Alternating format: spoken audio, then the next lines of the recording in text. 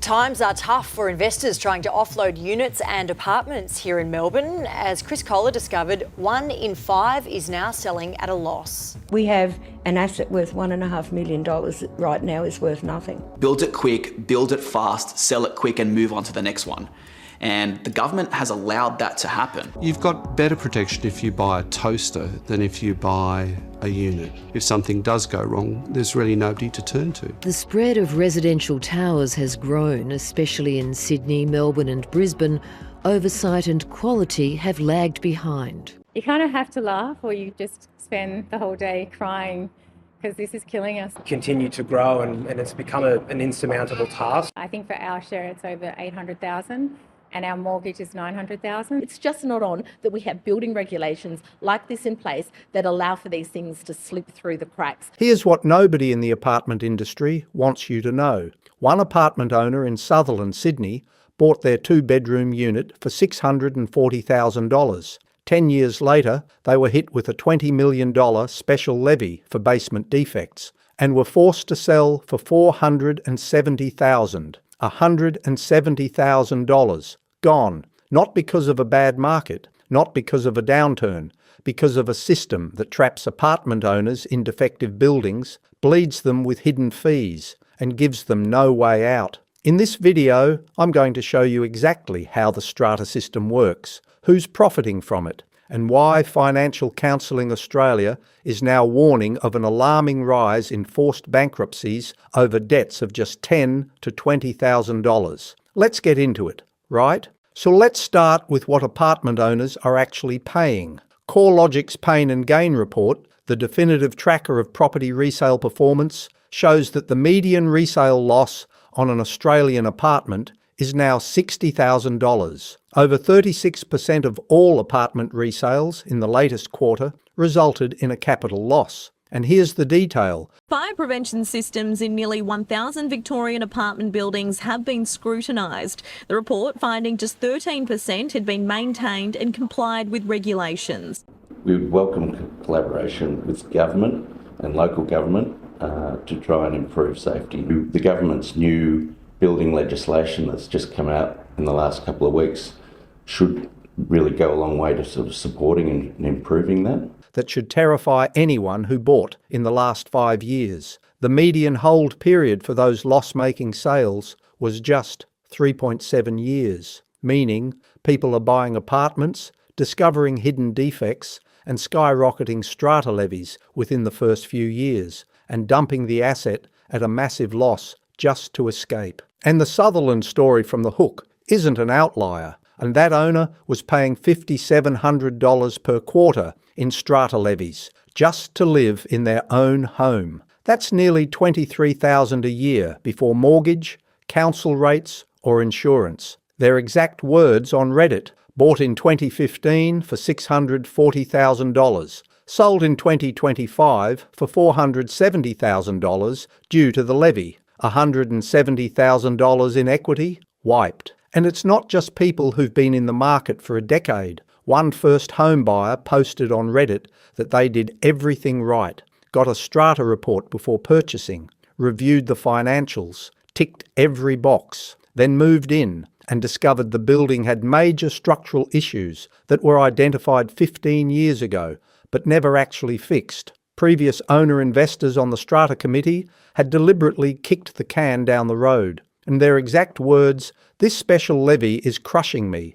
We're talking tens of thousands of dollars per apartment." This company has been receiving kickbacks from contractors that it hires on behalf of the strata schemes that it manages. So while it is already paid to arrange these contractors under its contract.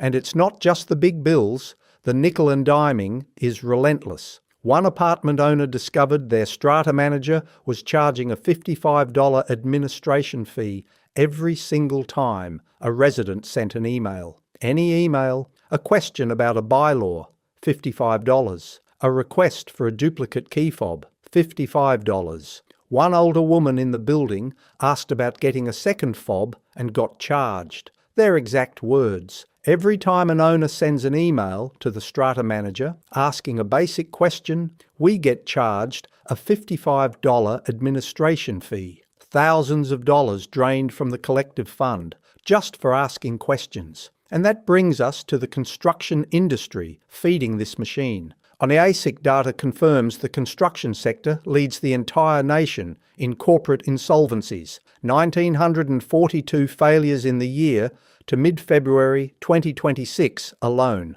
When those builders go under, their statutory warranties go with them. The apartment owner is left with a defective building and no legal recourse against a dissolved company, and the bill lands squarely on the owner's corporation. But here's what the strata industry really doesn't want you to know. The insurance commissions your strata manager is collecting aren't a side hustle. They're the business model. Dr. Nicole Johnston of Strata Knowledge published an independent academic report that reviewed strata management agreements across Australia. 91% of them, 91, explicitly disclosed that a rebate, commission or fee was being paid directly to the strata manager by the insurer or broker. Commission rates regularly ranged up to 25% of the base premium, and in some cases, reviewed by the Australian Consumers Insurance Lobby, brokerage fees reached 47 to 69%. You're not paying for insurance, you're funding a kickback scheme, and the people running it have been doing it for years. So let me show you exactly how this works. NSW Fair Trading commissioned an independent forensic audit of NetStrata, one of the largest strata management firms in the country. The audit was conducted by McGrath Nicole, a big four-tier accounting firm, and what they found was damning. Multiple instances of failing to obtain the legally required competitive quotes for expenses over $30,000.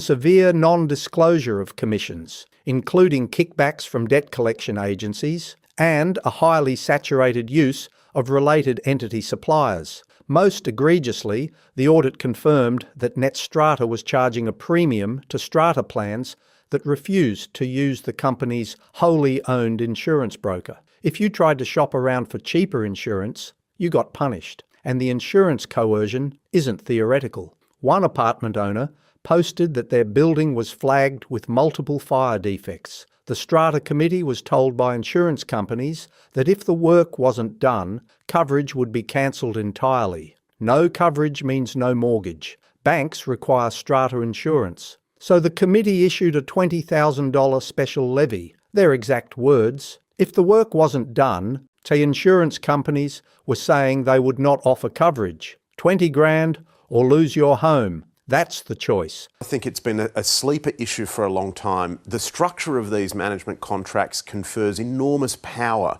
on these companies, and it's in situations where a lot of apartment owners aren't au fait with reading financial statements and they're very busy in their own lives. And while you're paying thousands in management fees, you're not necessarily getting competent management in return. One Perth apartment owner described their strata removing the roofs from their patios as part of maintenance work, and then disappearing. Easter came and went. No updates, no timeline, no proactive communication from the external manager. Their exact words: "What infuriates me is all this time there has been zero proactive feedback from the external strata manager. You're paying for a service you're not receiving."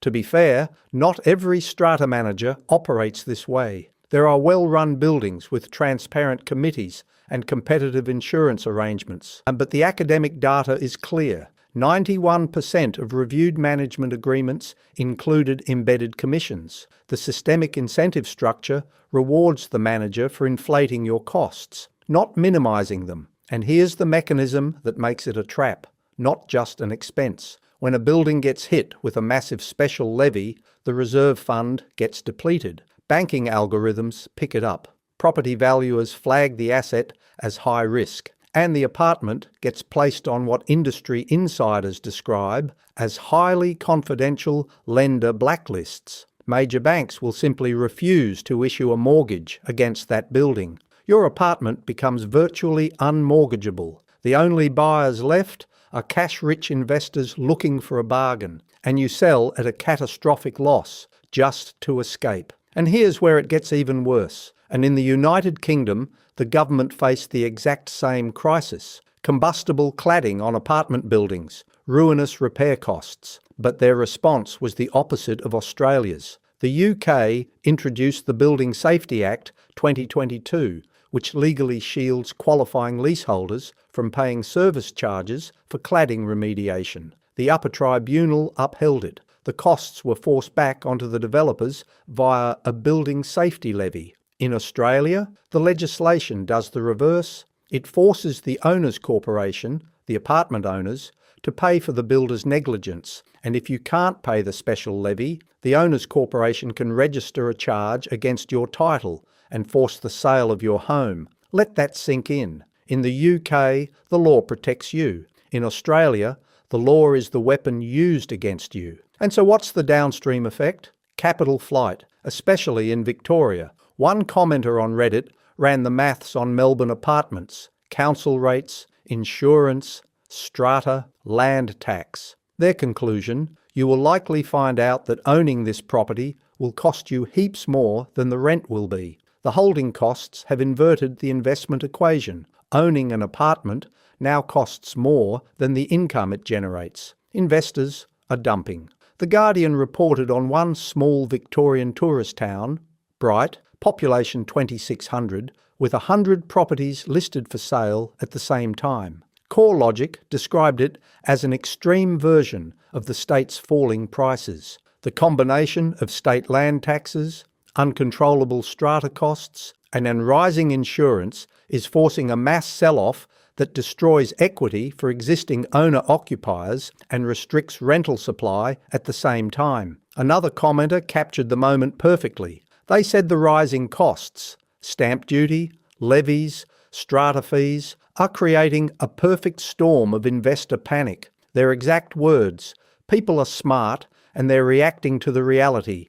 They're being bled dry, and the supply side is collapsing in response. A BS data for December 2025 shows private sector apartment approvals fell 29.8% in the quarter to just 5,855. Developers are abandoning high-density projects. Buyer hesitancy, driven by fear of exactly these hidden defects and uncontrollable levies, has effectively frozen the off-the-plan market. To be fair, the NSW government has acknowledged some of these issues. The NSW Productivity and Equality Commission has documented the conflicts of interest in strata insurance appointments. The McGrath-Nicole audit was government commissioned. There are reform conversations happening, but the pace of change is glacial compared to the speed at which apartment owners are being financially destroyed. And here's the tax angle that makes recovery impossible. One commenter on Aus Finance explained it: if you're a landlord hit with a special levy for, say, waterproofing remediation, you'd think that's a deductible expense. It's not fully. The ATO treats it as a capital improvement. Waterproofing has a 40-year effective life, so you pay $20,000 up front, but can only deduct 2.5% per year against your tax. You're out of pocket for decades. I should mention the same dynamic plays out in Canada. Canadian data shows developers routinely set initial condo fees below true operating costs to attract off-the-plan buyers. Once the developer exits, fees spike 10 to 15% annually. It's a globally replicated bait and switch, but Australia's regulatory response has been among the weakest of any comparable country. So what changes? The RBA's Financial Stability Review acknowledges that household savings buffers have been eroded, but their models estimate only 0.3% of borrowers are at severe risk of falling behind, because the models only calculate traditional mortgage debt. They don't account for sudden, unbudgeted $20,000 strata levies. The central bank is modelling a world that doesn't include the off-balance sheet destruction hitting apartment owners right now. The optimistic take,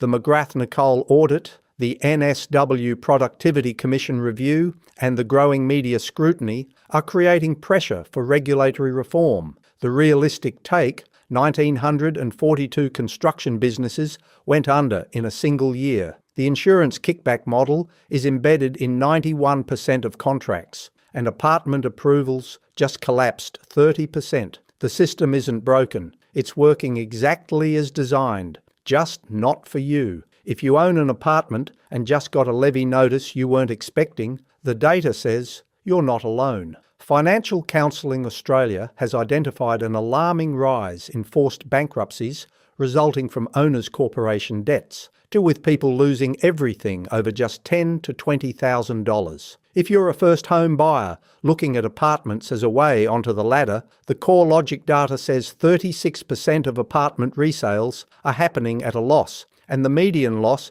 is $60,000. If you're an investor in Victoria, the maths shows that rates, insurance, strata and land tax now exceed rental yield. The asset is costing you money to hold. And if you're in a building with known defects, the banks may already be refusing to lend against your address. Here's the truth. 91% of strata management agreements include embedded insurance commissions. Over a third of apartment resales are happening at a loss. The construction industry is failing at record rates, abandoning owners with defective buildings and no warranty recourse. And in the United Kingdom, the law protects apartment owners from paying for cladding defects. In Australia, it doesn't. I'll be covering the strata reforms, the insurance racket, and every major defect case as it breaks. Subscribe to the Mawson Report so you don't miss the next video. Thanks for watching. See you in the next one.